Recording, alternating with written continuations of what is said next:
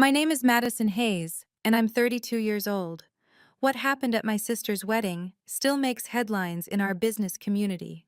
Picture this: 200 guests in a grand ballroom, my mother's hand connecting with my face so hard my diamond earring flew across the marble floor. The reason? I refused to hand over the keys to my $2 million penthouse, right there during the reception speeches. But here's what nobody expected. When the CEO of one of the city's largest investment firms walked through those ballroom doors an hour later, my mother's scream could be heard 3 floors up. The man who entered wasn't just any CEO. He controlled 40% of my father's company, and he had something very specific to say about what he'd just witnessed on a live stream. Before we dive into this story, please take a moment to like and subscribe, but only if you genuinely enjoy stories about standing your ground. Where are you watching from? Drop your location and local time in the comments below. Let me take you back to that morning when I thought I was just attending my little sister's perfect wedding. I arrived at the Grandview Hotel at 8 a.m., 3 hours before the ceremony. The ballroom looked stunning, white roses and gold accents everywhere, exactly what Sophia had dreamed about since we were kids. I'd contributed $50,000 to make this day perfect for her, though nobody would ever mention that. Madison, finally, my mother said, looking me up and down. That dress. Couldn't you have chosen something more feminine? You look like you're heading to a board meeting, not your sister's wedding. I smoothed down my navy silk dress, elegant, appropriate, and yes, probably something I'd wear to the office. Good morning to you too, Mom. Sophia looks absolutely radiant in her gown, she continued, not even acknowledging my greeting. A proper bride, you should see how she glows. The comparison wasn't new. For 32 years, I'd been the daughter who was too ambitious, too independent, too masculine in my choices. Sophia was the princess, sweet, traditional, everything our parents wanted in a daughter. Madison, can you check the seating arrangements? Dad called out. But don't reorganize everything like you always do. I bit my tongue. The seating chart was a disaster, with divorced couples placed together and business rivals at the same table. But pointing that out would just make me the difficult one again. What they didn't know, what I'd never told them, was that I wasn't just some middle manager at a random company. I was vice president of development at Hayes Capital, overseeing our entire Asia-Pacific expansion. But in this family, that achievement would somehow become another failing. Too career-focused, too independent, too much like the son they never had. Of course, Dad, I said, keeping my voice level. I'll make sure everything's perfect for Sophia. Family comes first, Madison, Dad said, appearing beside me as I adjusted a crooked centerpiece. You'll understand that when you have your own family. If you ever settle down, that is. The jab was subtle but clear. At 32, my unmarried status was apparently a bigger failure than any professional success could overcome. Richard, leave her alone, Aunt Patricia said, though her tone suggested amusement rather than defense. Not everyone can be as lucky as Sophia, finding true love so young. I focused on the centerpiece, letting their words wash over me. Around us, relatives whispered their own assessments. Still no ring on Madison's finger? All that time in the city, you'd think she'd have met someone. Poor Carol, at least she has Sophia giving her grandchildren soon. My cousin Derek smirked from across the room. Hey, Madison, maybe if you spent less time in boardrooms and more time in normal rooms, you'd have a +1 today. The laughter rippled through our relatives. I wanted to tell them about the 3 men I'd dated this year who couldn't handle dating someone more successful than them.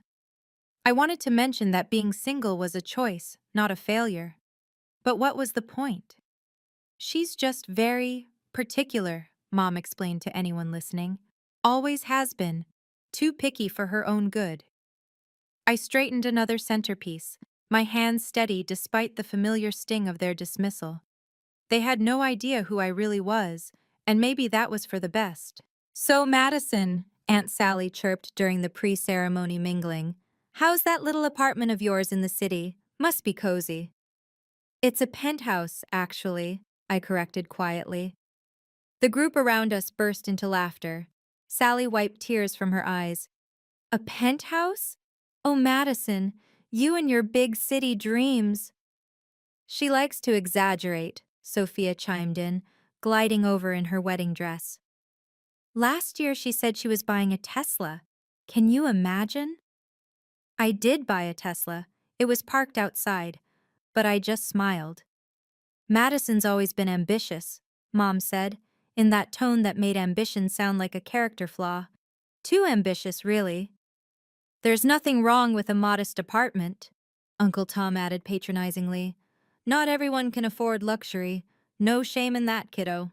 My phone buzzed with a notification from my building's concierge about tomorrow's delivery to my 4,500 square foot penthouse on the 45th floor.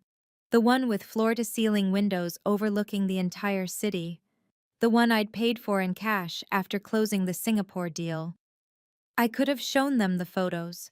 Could have pulled up the virtual tour I had saved. Could have mentioned the feature in Architectural Digest last month. But what would that prove? That I needed their validation? You're right, Uncle Tom, I said instead. There's no shame in living within your means. Sophia laughed, that tinkling sound she'd perfected. See? Madison's learning to be more realistic. Finally. The irony was almost poetic. Standing alone by the window, I watched the city skyline where my penthouse towered above everything else. 10 years. That's how long it had taken to build my career from entry-level analyst to VP. 10 years of 80-hour weeks, red-eye flights, and deals that made headlines in the Financial Times. That penthouse wasn't just property, it was proof. Proof that the girl they dismissed had made it.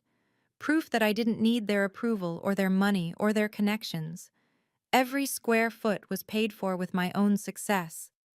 If I gave it to Sophia, just handed over the keys like some party favor, what would that make me? The perpetual backup plan? The family ATM who existed only to supplement their golden child's happiness? I thought about the nights I'd fallen asleep at my desk, working on proposals that would eventually net millions for the company. The promotions I'd earned while they were planning Sophia's engagement parties. The respect I commanded in boardrooms across 3 continents. None of that mattered here. To them, I was just Madison. Too masculine, too career-focused, too difficult. And if I gave in now, if I surrendered the one thing that symbolized my independence, I'd be confirming everything they believed about my place in this family. My phone screen lit up with a photo from my assistant. The view from my penthouse this morning, sun rising over the city, golden light flooding through those massive windows. She'd added a caption, "Your sanctuary awaits your return, boss." Sanctuary. That's exactly what it was. The one place where I wasn't someone's disappointing daughter or overshadowed sister, where I was simply Madison Hayes, the woman who'd built something extraordinary entirely on her own. I couldn't give that up, not even for family peace. Our Sophia, I heard Mom telling a group of guests, her voice carrying across the ballroom. She's everything a mother could want, so graceful, so caring. Did you know she volunteers at the Children's Hospital?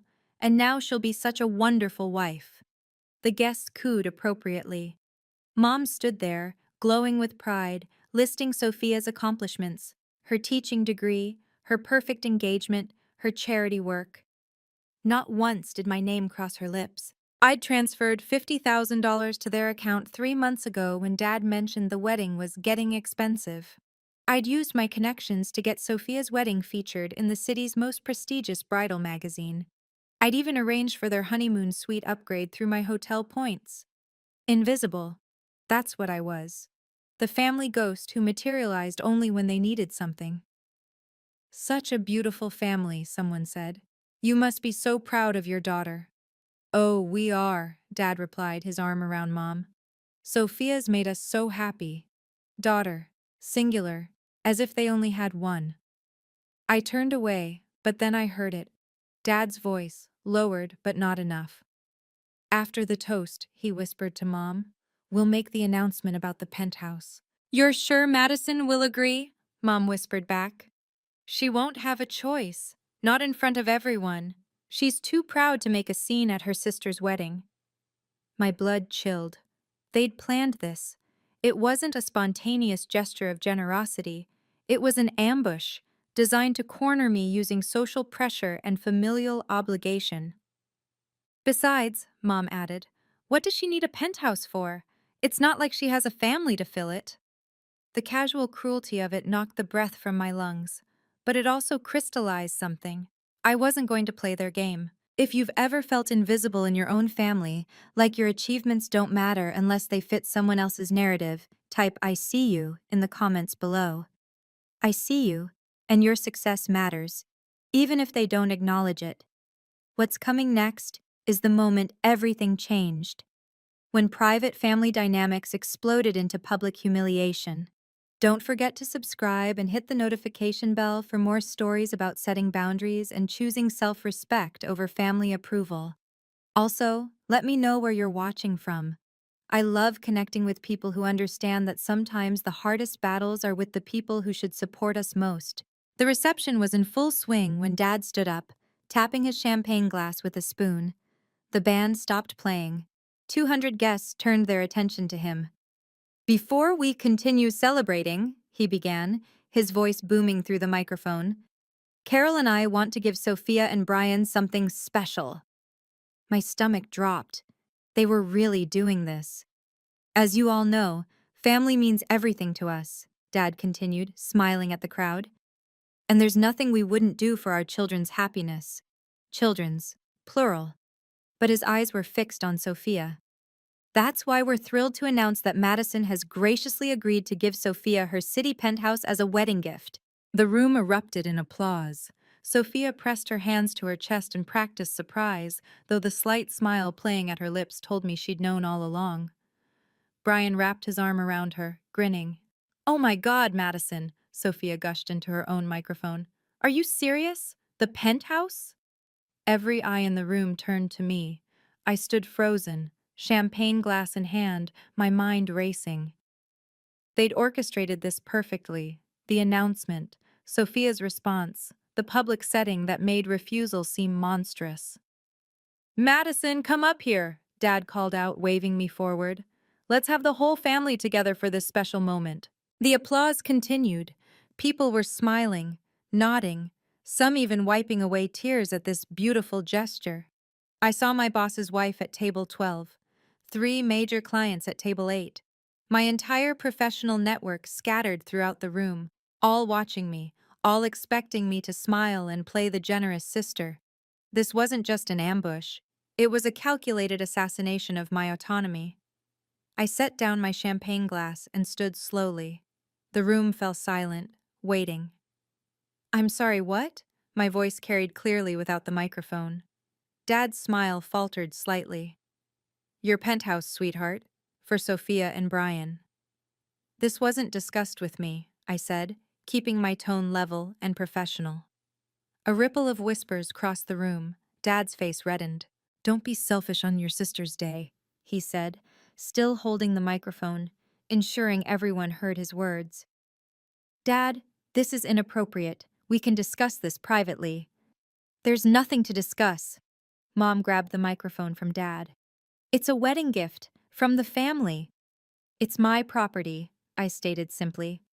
"And I haven't agreed to anything." The whispers grew louder. I heard fragments. "How could she? On her sister's wedding day? So selfish." Sophia's eyes welled with perfectly timed tears.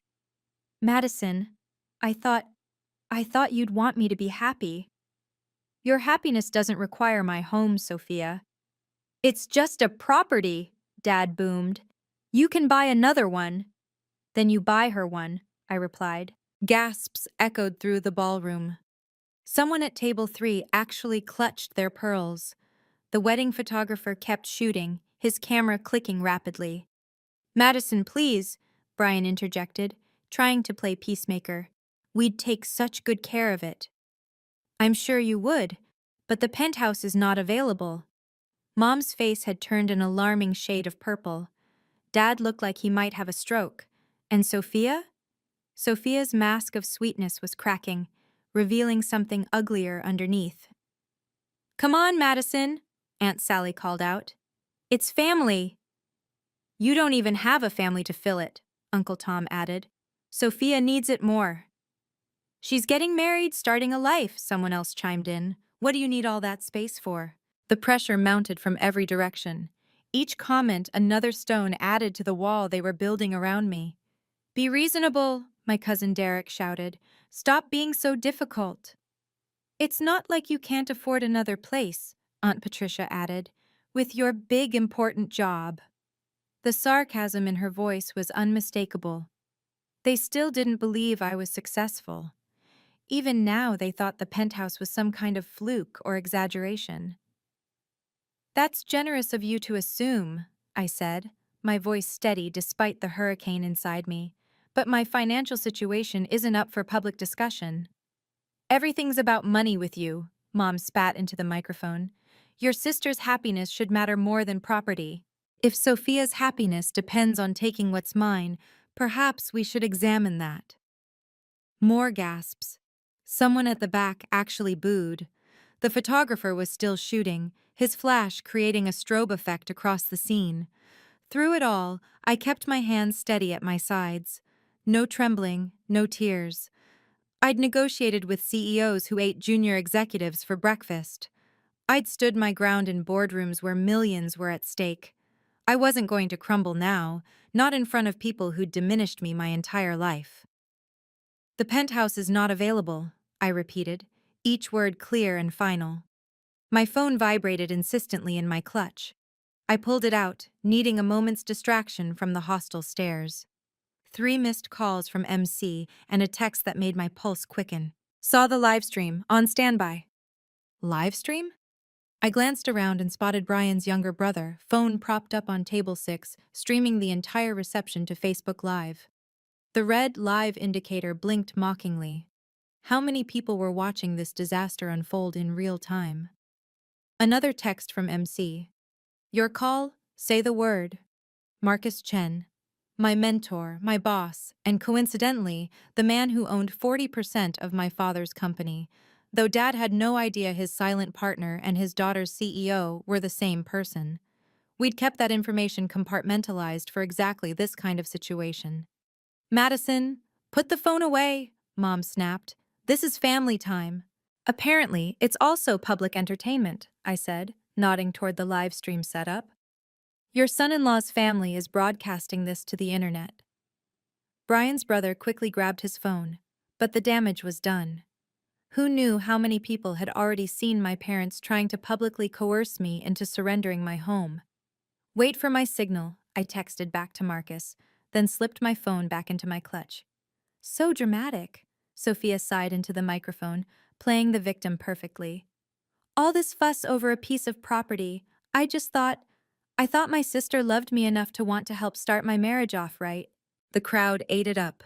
Poor Sophia, rejected by her cold, selfish sister. But I noticed something. Dad kept checking his phone too, his face growing paler with each glance. The live stream had consequences he hadn't anticipated. "Your wedding is trending, by the way," I told Sophia quietly. "Congratulations." Standing there, surrounded by judgment, a memory surfaced from 6 months ago. Marcus had insisted on adding an unusual clause to my penthouse purchase agreement. "Trust me," he'd said, reviewing the papers. "You want protection against third-party interference, especially coercion from family members." I'd laughed it off then. My family was difficult, not dangerous. But Marcus, who'd built an empire from nothing, knew better. "If anyone tries to force you to transfer ownership under duress," he'd explained, "this clause activates. The company retains right of first refusal and can intervene to protect the asset and you." The penthouse had originally been a corporate property, transferred to me as part of my compensation package. The paper trail was impeccable, the ownership legitimate. But that clause, Clause 15.3, I remembered, gave Hayes Capital legal standing to intervene if someone tried to force me to surrender it. It wasn't just about property law. It was about protecting executives from exactly this kind of manipulation.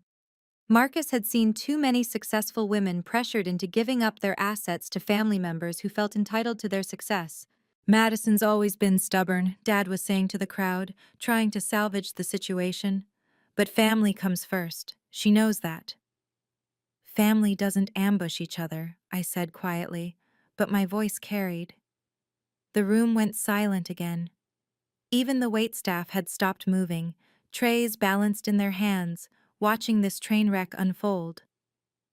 I thought about the documents sitting in Marcus's office safe, the ones that detailed not just the penthouse ownership, but the entire financial structure of Hayes Capital, the ones that would be very interesting to my father if he knew his daughter was essentially his business partner's right hand.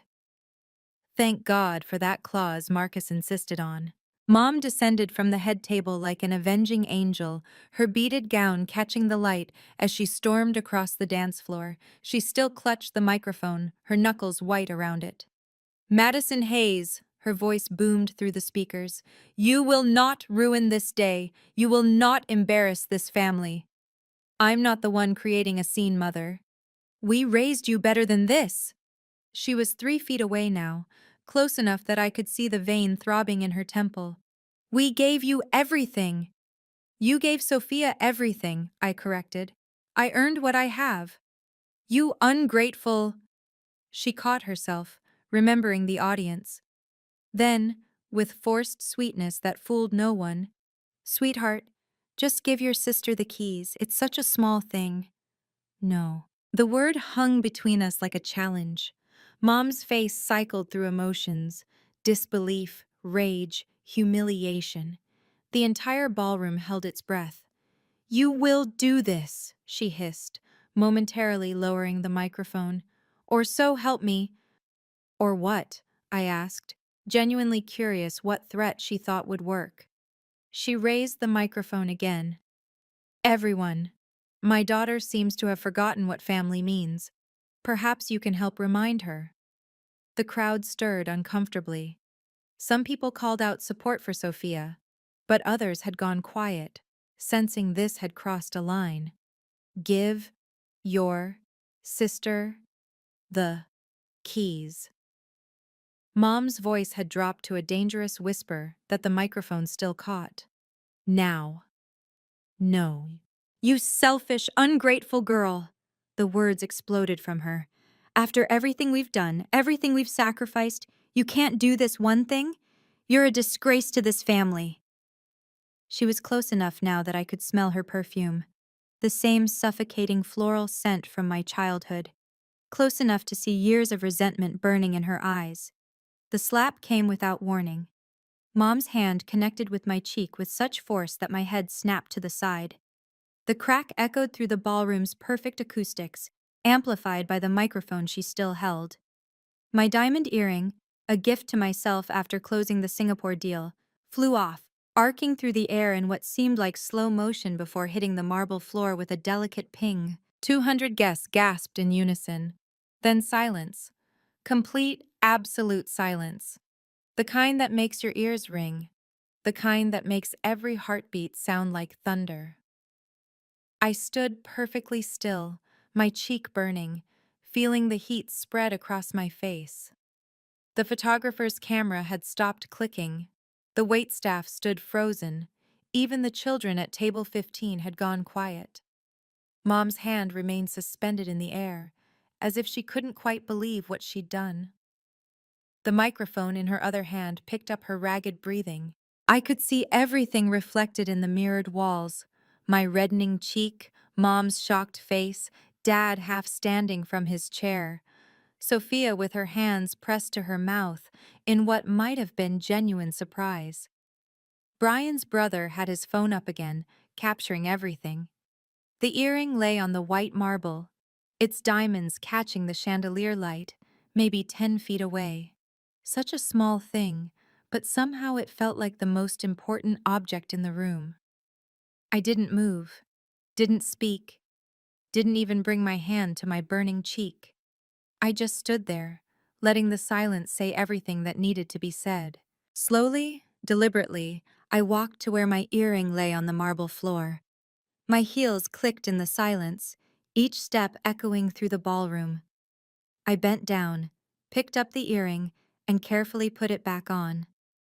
The simple action took maybe 30 seconds. It felt like 30 years. I straightened, smoothed my dress, and looked directly at my mother. She'd lowered her hand, but still gripped the microphone, her face a mixture of defiance and dawning horror. "Excuse me," I said, my voice perfectly steady. Then I turned to the head table. "Congratulations, Sophia. I hope your marriage brings you joy." I picked up my clutch from my table and walked toward the exit. Not rushing, not running, just walking with the same measured pace I used when leaving board meetings. "Madison!" Dad called out. "Madison, wait!" I didn't stop, didn't turn around. Behind me, the ballroom erupted in chaos. Voices rising, chairs scraping, someone crying. But I kept walking. The moment I cleared the ballroom doors, I pulled out my phone and hit Marcus's number. He answered on the first ring. "Madison?" "Green light," I said simply. "Understood. How long do I have?" "Give me 45 minutes to get home." "Are you okay?" I touched my still burning cheek. "Execute the contingency, Marcus. Already mobilizing the legal team." "Madison." "Yes, now." "I meant, are you hurt?" "Nothing that won't heal," I said, entering the elevator. "But Marcus, make sure you bring the shareholder agreement, the one Dad never actually read." "With pleasure." I ended the call as the elevator doors closed, leaving my family's chaos behind.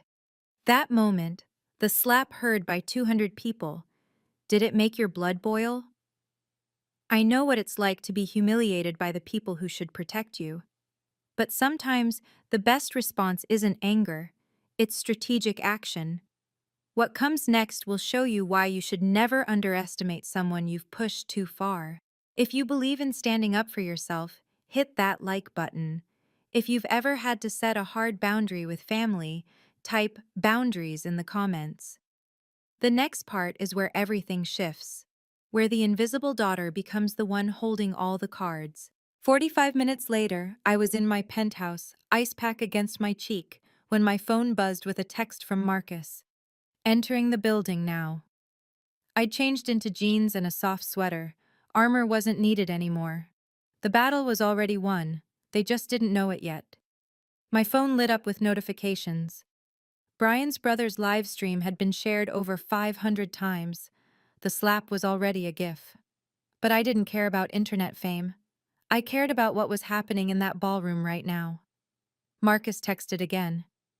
"Walking in, Richard just saw me." I could picture it perfectly. Marcus Chen, in his $10,000 Armani suit, walking into that ballroom with his signature confidence. Two lawyers flanking him, briefcases in hand. The same Marcus Chen whose name appeared in Forbes. The same one my father had been desperately trying to schedule a meeting with for 6 months. Another text. His face just went white. Then, "Your mother is screaming." I walked to my floor-to-ceiling windows, looking out at the city lights. Somewhere down there, in that grand ballroom, my family was learning a lesson about consequences. My phone rang. Unknown number. "Hello? Madison?" It was Brian's brother, whispering. "You need to see this. Your dad looks like he's about to pass out. This Chinese guy in a suit just said your name and something about partnership agreements. Your mom literally screamed when she saw him. Who is this guy?" "Someone who believes in protecting his investments," I said. "Your dad keeps saying Mr. Chen over and over. Is this the Chen? The one who owns—" "I have to go," I said, ending the call. The city sparkled below, peaceful and oblivious. But in that ballroom, an empire was shifting. My phone rang again. This time it was Marcus. "You're on speaker," he said. "I'm here with your parents and their guests." I could hear the ballroom's stunned silence in the background. "Richard?" Marcus's voice carried that CEO authority that made board members squirm. "I need to clarify something for everyone present. Madison Hayes is not just some employee at my company.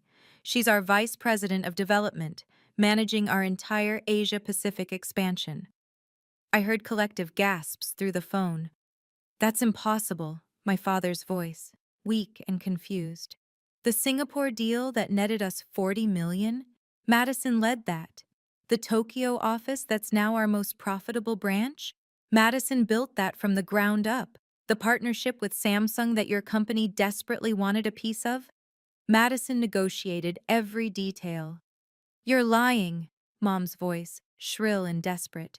Mrs. Hayes, your daughter is one of the most valuable executives in this city. The penthouse you tried to take, it was part of her executive compensation package. A package that, I should mention, includes certain protections. What protections? Dad asked.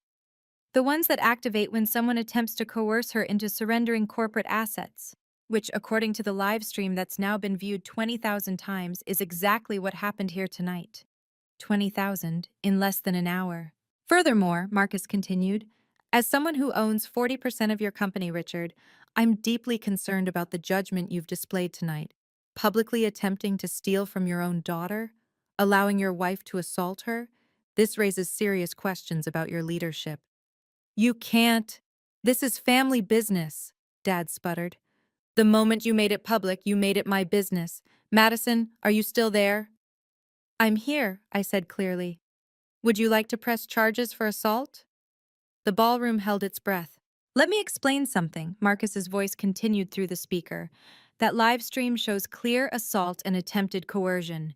This triggers Clause 15.3 of our shareholder agreement, Richard, the one about moral turpitude and conduct unbecoming of leadership. What are you talking about? Dad's voice cracked. Page 47 of the agreement you signed 5 years ago. I can call an emergency board meeting within 24 hours. Given that I control 40% and the Jensen Trust controls another 15, they're very interested in this situation, by the way. You do the math. I could hear papers rustling. Marcus was laying out documents on the head table. This is extortion, Mom shrieked. No, Mrs. Hayes, extortion was demanding your daughter's property in front of 200 witnesses. This is consequence management. Madison, Dad's voice came through, pleading now. Tell him to stop. This is going too far. Too far? I finally spoke. Like slapping your daughter at a wedding wasn't too far? You can't destroy our family business over this. I'm not destroying anything, I said calmly. I'm protecting my assets and my dignity. Marcus is protecting his investment. If your behavior threatens that investment, that's on you. The video is everywhere, someone whispered in the background. It's on Twitter, Facebook, the local news picked it up. Here's what's going to happen, Marcus announced. Richard, you have 48 hours to issue a public apology to Madison. A real one, not some PR nonsense. You'll acknowledge her professional achievements and her right to her own property. Carol, you'll do the same, and you'll stay away from Madison permanently. Or what? Mom demanded. Or I exercise my options as a major shareholder. Your company needs my capital for the expansion project. Without it, you're looking at bankruptcy within 6 months. This is my daughter's wedding! Mom's voice had reached hysteria. You can't do this here! You're right, Marcus said smoothly. This isn't the time or place, which is why I'm giving you 48 hours to make this right. Madison's penthouse remains hers, untouched, uncontested.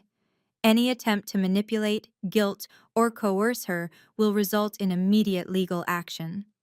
She's our daughter, Dad protested. Then treat her like one, Marcus shot back. Not like an ATM or a resource to be pillaged for your favorite child. I heard Sophia sob dramatically. This is supposed to be my special day. It still is, Marcus replied. I'm leaving now. But these documents stay with you, Richard. Read them, understand them, and remember, Madison isn't alone. She has the full weight of Hayes Capital behind her. Madison, Sophia's voice came through, trembling with tears. How could you do this to me? I didn't do anything to you, Sophia. I simply refused to give you my home. Everything else, the public announcement, the pressure, the slap, that was Mom and Dad's choice. But the penthouse is mine, bought with my money, earned through my work. If you want a penthouse, I suggest you earn one. You're so cruel. No, I'm just done being your family's sacrifice. I heard movement, chairs scraping, people murmuring. Then Marcus's voice, closer to the phone now. Madison, the papers are served. Your parents know their options. The ball is in their court. Thank you, Marcus. I'm sorry it came to this. So am I. The wedding photographer got everything, by the way. He's already sent us the high-resolution shots just in case we need them for legal purposes. Dad's groan was audible through the phone. 48 hours, Richard, Marcus said one final time. Public apology or I call the board. Madison, I'll see you Monday. The line went dead. I stood in my penthouse, looking out at the city, finally able to breathe. My cheek still stung, but something else had lifted. 32 years of weight I hadn't realized I'd been carrying. Within 2 hours, my phone was exploding with messages. The video had gone beyond viral. It was everywhere. Entitled Parents Demand Daughter's $2 penthouse at wedding was trending on 3 platforms. Sophia called 15 times. I didn't answer. Mom texted, "You've ruined everything. Your sister's wedding is destroyed. Guests are leaving. Are you happy now?" Dad's message was different. "We need to talk, please." But the most interesting messages came from unexpected sources. 3 of Dad's biggest clients had seen the video. "Richard, I'm concerned about what I just witnessed. We need to discuss our contract." Jim Patterson, Patterson Industries. "This is deeply troubling behavior. My wife is insisting we reconsider our partnership." David Kim, Kim Electronics. "I don't do business with people who hit their children. Contract terminated." Sarah Williams, Williams Logistics. That last one was a $3 million annual contract. Gone. Brian's family group chat, which I'd been added to months ago, was in chaos. His mother, "We're leaving. This is disgraceful." His father, "The wedding is off until we understand what kind of family we're joining." The wedding was falling apart, and I wasn't even there. Marcus texted privately, "Your father just called. He's panicking about the clients. 3 more have reached out with concerns." Then, the most satisfying message of all, from someone who'd recorded everything. "Your mom fainted when she realized the CEO of Hayes Capital was your boss. Like, actually fainted. They had to call paramedics." I poured myself a glass of wine from the bottle I'd been saving for a special occasion. If standing up for myself wasn't special, what was? My assistant texted, "Boss, you're trending.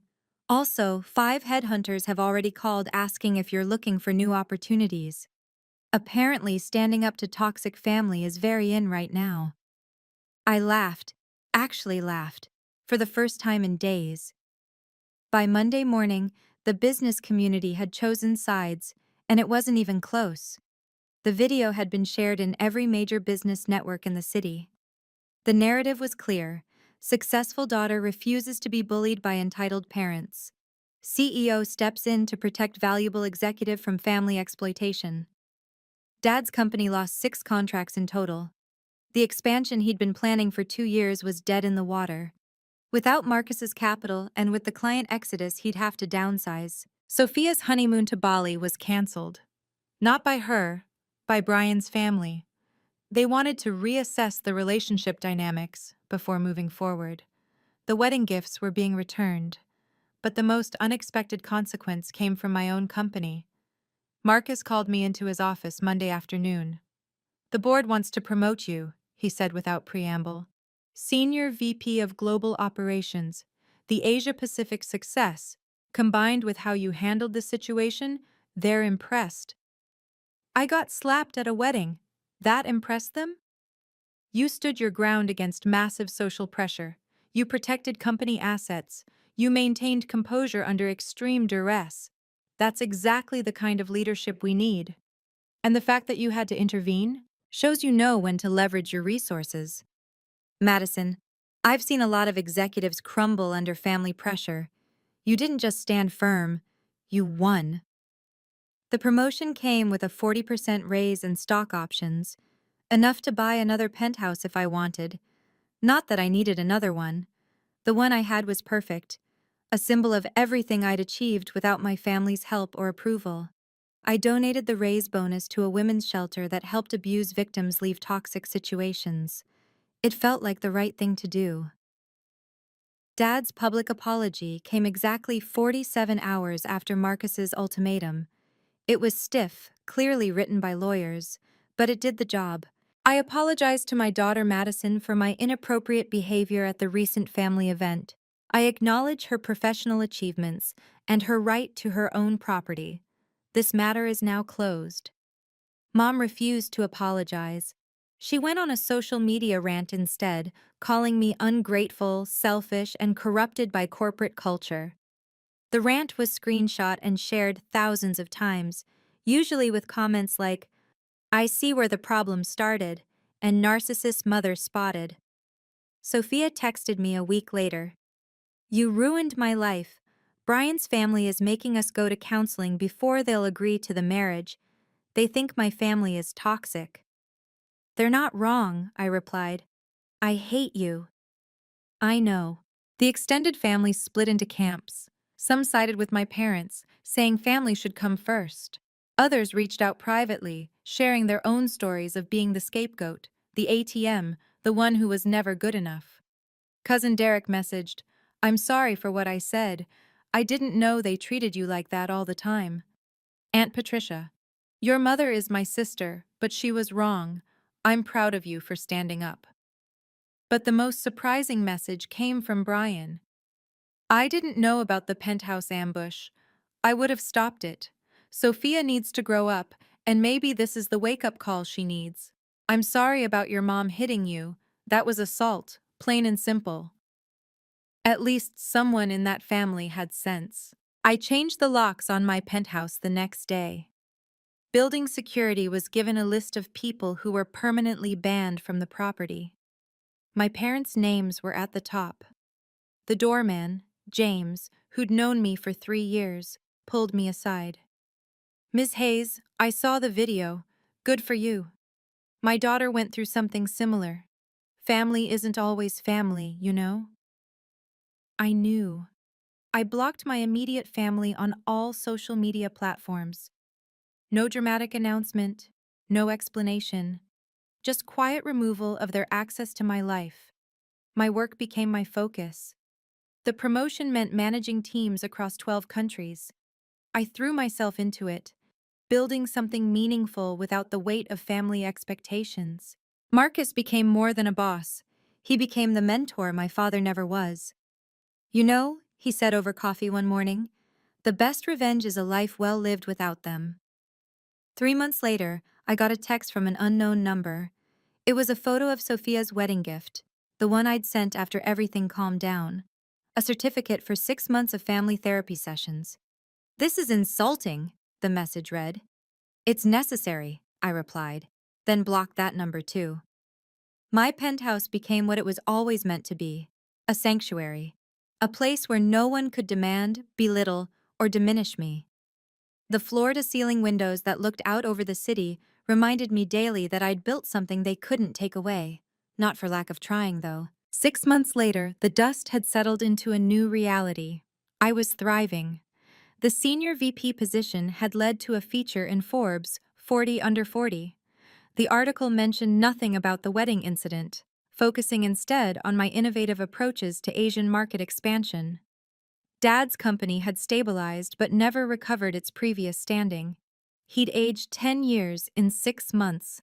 Through mutual business contacts, I heard he'd started therapy. Too little, too late, but at least it was something. Mom doubled down on her victim narrative, telling anyone who'd listen about her ungrateful daughter who chose money over family. Most people had seen the video. They knew better. Sophia's marriage to Brian lasted exactly 4 months. The counseling had revealed deeper issues: entitlement, inability to take responsibility, expecting others to provide for her. Brian's family had been right to be concerned. The divorce was quiet but final. She texted me once. "I hope you're happy. You got what you wanted." "I got what I earned," I replied. "There's a difference." The family I found at Hayes Capital became my real family. We celebrated wins together, supported each other through challenges, and never once did anyone demand I sacrifice my success for their comfort. Marcus and his wife invited me to their family dinners. His daughters, both in college, looked up to me. "You're proof we don't have to shrink ourselves for anyone," the older one said. That was worth more than any approval my birth family could have given. So here's what I learned from that disaster of a wedding. Blood doesn't make you family, respect does. Success isn't something you owe to people who never supported your journey. And sometimes, the most powerful thing you can say to toxic family is nothing at all. My penthouse remains mine. Every morning, I watch the sunrise through those floor-to-ceiling windows, coffee in hand, grateful for the peace I fought to protect. It's not just property, it's proof that I chose myself when everyone expected me to choose them. If you're struggling with family who demand more than they give, who take credit for successes they didn't support, who expect you to light yourself on fire to keep them warm, know this: your boundaries matter. Your success is yours. Your peace is worth more than their approval. You don't owe anyone your hard-earned achievements just because you share DNA. You don't have to accept disrespect in the name of family harmony. And you certainly don't have to tolerate abuse, whether it's physical like that slap or emotional like years of being treated as less than. The price of my freedom was high. I lost my birth family. But what I gained was worth it. Self-respect, genuine relationships, and a life built on my terms. Your story might be different, but the principle remains. You deserve to be celebrated, not tolerated. Choose people who choose you, not just when they need something, but always. What boundaries do you need to set today? Thank you for listening to my story. If you've ever had to choose between family approval and self-respect, you're not alone. Comment "Boundaries matter" if you believe in protecting yourself from toxic family dynamics. Share this story with someone who needs to hear that it's okay to choose yourself. Subscribe and hit the notification bell for more stories about setting healthy boundaries and building chosen families. I'd love to know, are you Team Madison for standing my ground, or do you think family should always come first? Let me know in the comments. Remember, your peace is non-negotiable.